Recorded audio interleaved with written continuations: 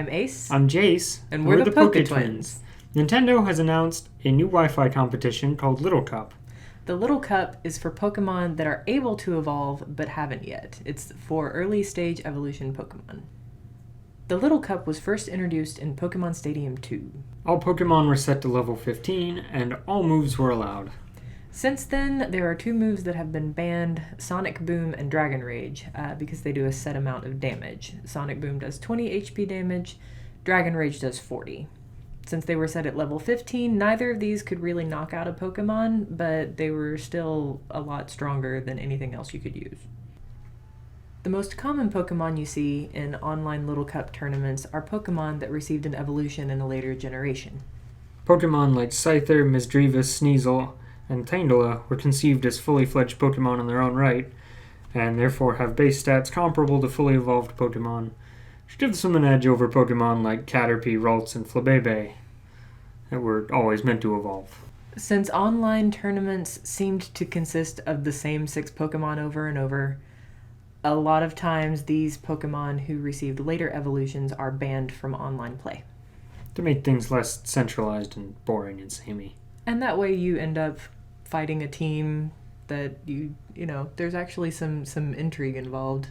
Luckily, the Nintendo tournaments do not have such ban lists, and you can totally just run Scyther. Yep. Mostly Scyther. He's really all you need. Pretty much. Nintendo's official tournament rules say that you can use any Pokemon that has not evolved and is capable of evolving, from Pokedex number 1 to 719. The only bans they have are the moves Sonic Boom and Dragon Rage, mostly because these Pokemon will all be set to level 5 and 20 or 40 damage is going to knock out everyone. Mm-hmm. And they've also banned the item Eviolite and the item Soldew. The banning of Soldew is irrelevant because Latias and Latios are not eligible for the Little Cup, but banning Eviolite is kind of a hard blow. Eviolite is an item that boosts both of a Pokemon's defenses by 50% as long as it is not fully evolved yet. In non-Little Cup play, it's mostly used on Pokemon like Scyther and Dusclops. And Porygon 2. And Porygon 2. In the case of the official tournament, it makes sense that Eviolite is banned, because Nintendo uses an item clause that says you can only have one of each item on your team, and this would cause your team to become very defensively centralized around one Pokemon. Mm-hmm. Since Nintendo's rules also state that you can select 6 Pokemon to enter, but you can only enter 3 per battle, your options are limited. In normal level 50 play, the one-use healing berry of choice is the Citrus Berry, which heals 25% of a Pokemon's total HP. However, in Little Cup, because the HP totals are so tiny, you'd rather use an Oran Berry, which heals a flat 10 hit points. The most hit points you can have on a Pokemon in Little Cup is 33 on Munchlax. If Munchlax ate an Oran Berry to heal itself 10 HP, that would heal a little over 30% of its total HP. Whereas even with a Citrus Berry, it would only heal 25%. For all other Pokemon that don't have Munchlax's ridiculous base HP, the 10 hit points you receive from an Oran Berry is going to fill a whole lot more. Which brings us around to an item that is almost never used outside of Little Cup, but is just ubiquitous within it. Berry Juice. Comes with its own straw. Yes, it does. Berry Juice heals a flat 20 HP to the Pokemon who eats it, which is absurd in Little Cup. Often being 100 or more % of a Pokemon's health total. Berry Juice also has the added benefit of not being able to be stolen by moves like Pluck and Bug Bite, 2 moves that are also very common in Little Cup, since a lot of people run Oran Berries. And it's usually better than something like Leftovers, because in Little Cup things tend to die very quickly due to their tiny, tiny HP stats. Since Leftovers only heals 1/16 of your HP, if you only have, 16 HP, you're only going to get 1 back per turn. So Berry Juice is very nice, and you'll probably want it somewhere on your team. Several new items have been introduced since the first official Nintendo Little Cup tournament with Pokemon Stadium 2. One I'm particularly looking forward to seeing during this tournament is the Weakness Policy. In Weakness Policy, it looks like a tiny certificate. When attached to your Pokemon, if your Pokemon is hit with a super effective attack, it doubles both its attack and special attack.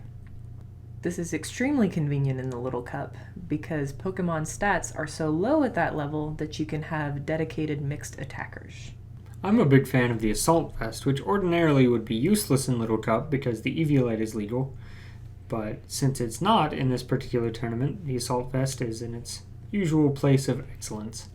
It boosts your special defense by 50%, much like the Eviolite, but without the physical defense boost. The drawback of the Assault Vest is that it only allows you to use attacking moves.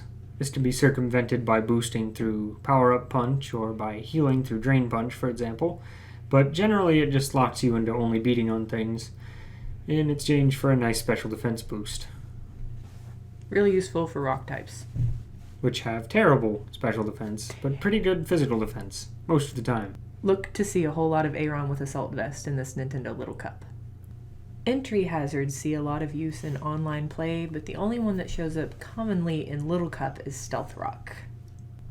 Stealth Rock is an entry hazard that hits things based on their weakness to rock, so things that are weak to rock take more damage, and things that are not take less.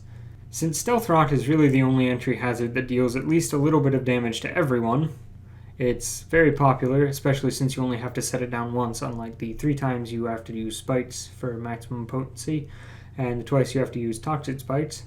So because of the speed of Little Cup, it's useful for its ease of use and its ability to damage everyone at least a little bit, thus dealing with Sturdy and Focus Sash. Since it does severe damage to Pokemon that are weak to rock, Pokemon with a 4 times weakness to rock, like commonly used Little Cup battlers, Scyther and Yanma, will be put out to Stealth Rock only to have half of their HP taken away. Sign-ups for the Pokemon Tournament Little Cup are from the 14th to the 21st of this month, May. Be sure you register as quick as you can because it's been a long time since we've had a Little Cup tournament and spots are going to fill up fast. We will definitely be filling some of those spots.